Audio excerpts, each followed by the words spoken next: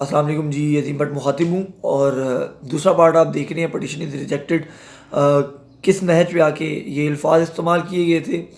قائد جمہوریت جس کو کہا جاتا ہے، فادر آف ڈیموکریسی جس کو کہا جاتا ہے پاکستان میں، ذوالفقار علی بھٹو،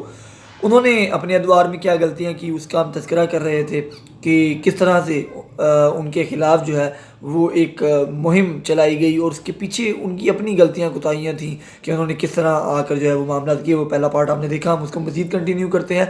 کہ جب پاکستان پیپلز پارٹی اپنے عروج پر تھی 1970 کے الیکشن کے اندر، تب بھی اس کو اتنے ووٹس نہیں ملے تھے، لیکن مارچ 1977 کو دوبارہ مقررہ وقت کے اوپر ذوالفقار علی بھٹو نے اتنی یعنی کہ خطرناک سچویشن میں کہ ہر بندہ اس کے خلاف تھا، اس کے باوجود انہوں نے جو ہے الیکشن کروائے اور ان کے اگینسٹ جو پاکستان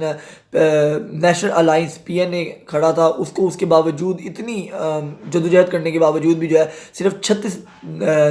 نشستیں جو ہیں وہ حاصل ہوئی تھیں اور 200 میں سے 155 نشستیں جو ہیں وہ ذوالفقار علی بھٹو کو یعنی کہ پاکستان پیپلز پارٹی کو جو ہے وہ حاصل ہوئی تھی۔ اور جب پاکستان پیپلز پارٹی 1970 میں اپنے عروج پر تھی تب بھی اتنے فیصد ووٹ جو ہے وہ ان کو نہیں ملا تھا۔ تو اسی حوالے سے جو ہے وہ بتایا جاتا ہے کہ ان کی ایک کتاب ہے کوثر نیازی صاحب کی، جو کہ ان کے بڑے رائٹسٹ تھے یعنی کہ رائٹ ہینڈ تھے۔ کوثر نیازی صاحب last days of premier Bhutto کے اندر لکھتے ہیں کہ ذوالفقار علی بھٹو، رفیع پیرزادہ، حفیظ پیرزادہ اور رفیع رضا اور اپنے دیگر دو دوستوں کے ساتھ جو ہے وہ بیٹھے ہوئے تھے کہ انہوں نے جو ہے وہ پیرزادہ کی طرف دیکھتے ہوئے کہا کہ تمہارا کیا خیال ہے کہ کتنی نشستوں کے اوپر جو ہے وہ دھاندلی ہوئی ہوگی؟ تو ان کا جواب تھا کہ سر 30 سے 40 نشستوں کے اوپر جو ہے وہ دھاندلی ہوئی ہوگی۔ تو ذوالفقار علی بھٹو کا یہ کہنا تھا کہ تم کیا سمجھتے ہو کہ اگر ہم PNA کو یہ آفر کہتے ہیں کہ آپ 30 سے 40 نشستوں کے اوپر دوبارہ انتخابات کروا لیں تو کوئی مسئلہ تو نہیں ہوگا؟ تو اس حوالے سے ان کا یہ خیال تھا کہ ہم جو ہے وہ یہ نشستیں اگر ان کو دے بھی دیں تو کوئی پرابلم نہیں بنتی ہے۔ لیکن اس کے ساتھ ساتھ انہوں نے یہ ایک معاملہ سامنے رکھا کہ لاڑکانہ،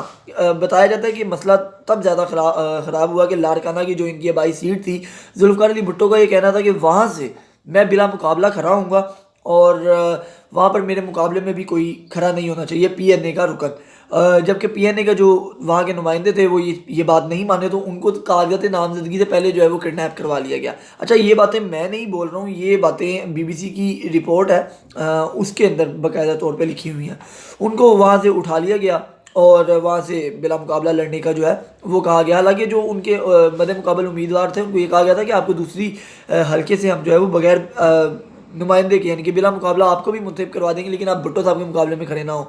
جبکہ جو ان کے اپنے مشیر تھے بھٹو صاحب کے، وہ اس چیز کے خلاف تھے، لیکن جب بھٹو صاحب نے اس چیز کے اوپر ضد کی تو تقریباً بتایا جاتا ہے کہ سینکڑوں کی تعداد میں تو نہیں لیکن یہ کہ درجنوں کی تعداد میں ایسے نمائندگان شامل ضرور تھے پاکستان پیپلز پارٹی کے، جو کہ یہ کہہ رہے تھے کہ جس طرح بھٹو صاحب کر رہے ہیں ہمیں بھی اپنی اپنی آبائی نشستوں کے اوپر اسی طرح ہی جو ہے وہ کھڑا کیا جائے۔ تقریباً بتایا جاتا ہے کہ تقریباً 1.5 درجن کے قریب 18 نمائندگان ایسے تھے جن کا یہ کہنا تھا کہ ہمارے خلاف بھی کوئی امیدوار جو ہے وہ کھڑا نہیں کیا جائے گا۔ اسی طرح وہ بتاتے ہیں کہ 1 اپریل 1979 کی شام کو جنرل ضیاء نے سرخ روشنائی میں 3 الفاظ لکھے: پٹیشن از ریجیکٹڈ، اپیل جو ہے مسترد کی جاتی ہے۔ یہ کب لکھا گیا تھا یہ بھی ہم آپ کو آگے جا کے بتاتے ہیں کہ پاکستان کے معروف صحافی خالد حسن جو ہے وہ اپنی کتاب میں لکھتے ہیں جس کے اندر وہ بتاتے ہیں کہ بھٹو کے ایک مشیر جو تھے وہ انہوں نے فوجی بغاوت سے ذرا قبل بھٹو اور جنرل ٹکا خان کی مابین ایک ملاقات کروائی۔ بھٹو نے ٹکا خان سے کہا کہ جنرل آپ کو یاد ہے آپ نے ضیاء کو آرمی چیف بنانے کی مخالفت کی تھی، اب آپ کو اعتراف کرنا پڑے گا کہ میں نے صحیح فیصلہ کیا تھا، اگر کوئی دوسرا آرمی چیف ہوتا تو وہ امن و امان کا عذر بنا کر اب تک اقتدار کو سنبھال چکا ہوتا تھا۔ یہ جو کتاب ہے خالد حسن صاحب کی، اس کے اندر یہ لکھا ہوا ہے کہ مارشل لا لگنے سے کچھ دیر قبل ملاقات ہو رہی ہے جنرل ٹکا خان کی اور ذوالفقار علی بھٹو کی، اور ذوالفقار علی بھٹو جو ہے وہ یہ بات کر رہے ہیں۔ اس کے بعد بتاتے ہیں کہ انہوں نے اس طرح سے کہا۔ اس کے بعد جج نے پرانا حساب جو ہے وہ برابر کرنا تھا۔ گرفتاری کے بعد بھٹو پر اپنے سیاسی حریف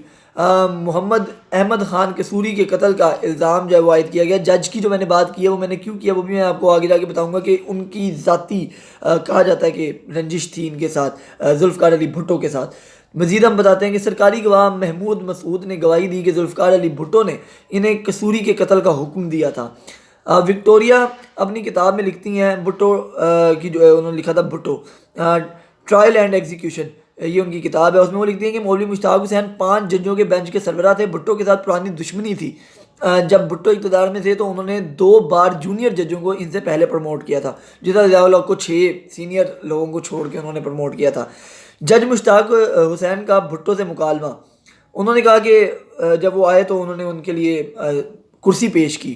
کہ آپ جو ہے وہ کٹگرے کے اندر کرسی پر بیٹھ جائیں۔ تو ذوالفقار علی بھٹو کیونکہ ایک رئیس زادے تھے، انا بھی تھی، تو انہوں نے کہا جی میرے لیے کرسی کیوں پیش کی گئی ہے؟ تو انہوں نے کہا کہ ہمیں معلوم ہے کہ آپ آرام طلب زندگی گزارنے کے عادی ہیں، اس کا خیال کرتے ہوئے ہم نے کٹہرے میں آپ کے لیے کرسی کا بندوبست کیا، ورنہ آپ کو بھی عام مجرموں کی طرح بینچ پر ہی بٹھایا جاتا۔ اب ایک وزیر اعظم سے اس طرح کی گفتگو کی جا رہی ہے، اور وہ وزیر اعظم اس ملک کے اندر ایٹامک پروگرام سٹارٹ کرنے والا ہے، وہ اس ملک میں آئین دینے والا ہے، یہ ساری باتیں میں آپ کو پہلے بھی بتا چکا ہوں۔ سماعت کے دوران جب بھٹو نے عدالت میں خصوصی طور پر تعمیر شدہ کٹہرے پر بیٹھے جانے کے حکم پر برہمی کا اظہار کیا، تو یہ تنزیہ قسم کا جو ہے جج مشتاق جو تھے انہوں نے یہ ان سے مکالمہ کیا، اور اس کے بعد مشتاق نے بھٹو کو سزائے موت سنائی۔ بھٹو نے اس کے خلاف سپریم کورٹ میں اپیل کی۔ فروری 1979 میں سپریم کورٹ نے بھی ہائی کورٹ کے فیصلے پر 4-3 کے فرق سے مہر لگا دی۔ پھر بین جونز لکھتے ہیں اپنی کتاب کے اندر کہ اس سے پہلے کبھی بھی قتل کی سازش کے مقدمے میں موت کی سزا نہیں سنائی گئی تھی، اور نہ ہی عدالت عظمیٰ کے ججز مجرم کی سزا اور جرم کے بارے میں متفق تھے۔ اس سزا پر یہ بھی سوالات اٹھے کہ ملزم کو اس وقت بھی قتل کا مجرم ٹھہرایا گیا تھا، حالانکہ وہ جائے وقوع کے اوپر پیش ہی نہیں تھا۔ تو یہ تمام معاملات کے باوجود جب ان کی تمام چیزیں رنگ نہیں لیں، پٹیشن ہر جگہ سے خارج ہو گئی، تو جو ان کے اپنے اب ذوالفقار علی بھٹو کے تعلقات تھے دنیا بھر کے اندر، جس کے اندر روس کے صدر تھے، چین کے سربراہ تھے، سعودی عرب کے شاہ خالد سمیت متعدد رہنماؤں نے بھٹو کی سزا کو معاف کرنے کا جو ہے وہ اپیل کی ضیاء الحق سے، جو کیسوں کے صدر تھے۔ بھٹو نے فیصلے کے خلاف نظر ثانی کی درخواست بھی دائر کی، لیکن اس بنیاد پر اس کو جو ہے وہ مسترد کر دیا گیا، اور اس میں یہ بحث نہیں کی گئی کہ پچھلے 2 مرحلے کے فیصلے میں قانون کی خلاف ورزی کیا ہوئی ہے۔ روس کے صدر کے علاوہ جو ہے وہ میں نے جس آپ کو بتایا کہ سعودیہ اور چین کے سربراہوں نے جو ہے وہ بھٹو کی سزا معاف کرنے کی جو ہے وہ اپیل کی، لیکن اس کے باوجود برطانیہ کے وزیر اعظم جیمز نے جنرل ضیاء کو 3 خط لکھے، جس میں ایک خط کے آخر میں انہوں نے لکھا بطور فوجی آپ کو ایک پرانی بات یاد ہوگی کہ میدان جنگ میں تو گاز بہت جلدی آگ پکڑ لیتی ہے لیکن تختہ دار پر کبھی نہیں۔ اس کے علاوہ یہ انہوں نے جو ہے ضیاء الحق نے جو ہے وہ بھٹو کی پھانسی دینے کا جو ہے وہ ارادہ کر لیا ہوا تھا۔ آخر میں معاملہ جو ہے وہ رحم کی درخواست تک جو ہے وہ پہنچ گیا۔ پاکستان میں یہ ضروری نہیں ہے کہ مجرم یا اس کے اہل خانہ کی طرف سے صدر کے پاس رحم کی التجا کی جائے، لیکن پھر بھی اس خیال کے تحت کہ کہیں ضیاء یہ بہانہ بنا کر بھٹو کو پھانسی نہ دے دیں کہ ان کے اہل خانہ میں سے کسی نے جو ہے وہ بھٹو کی لیے جو ہے وہ درخواست نہیں کی، تو بھٹو صاحب کی جو ایک بہن تھی شہر بانو امتیاز، ان کی جانب سے رحم کی اپیل جو ہے وہ دائر کی گئی، لیکن 1 اپریل 1979 کی شام کو جنرل ضیاء نے سرخ روشنائی میں 3 الفاظ لکھے، پٹیشن از ریجیکٹڈ، یعنی اپیل مسترد کی جاتی ہے، اور بھٹو صاحب کو پھانسی لگا دیا گیا۔ تختہ دار پر کس طرح لٹکایا گیا تھا، ان کے جو جیل کے معاملات ہیں اس کے اوپر ہم انشاءاللہ اگلا جو ہے وہ ولاگ ضرور بنائیں گے، اور پھر آپ کو بتائیں گے کہ اندر سگار کس طرح پیا جاتا تھا، کون سی انگوٹھی تھی جو بے نظیر بھٹو کو دی گئی، ان کو جب پھانسی لگایا گیا تو پھانسی لگانے کے بعد ایک ایجنسیوں کا فوٹوگرافر آیا، اس نے مردہ ذوالفقار علی بھٹو کو لیٹے ہوئے بھٹو کی تصویریں کہاں سے اتاری، وہ ہم آپ کو اگلے ولاگ میں بتائیں گے۔ آج کے لیے فی الحال اتنے۔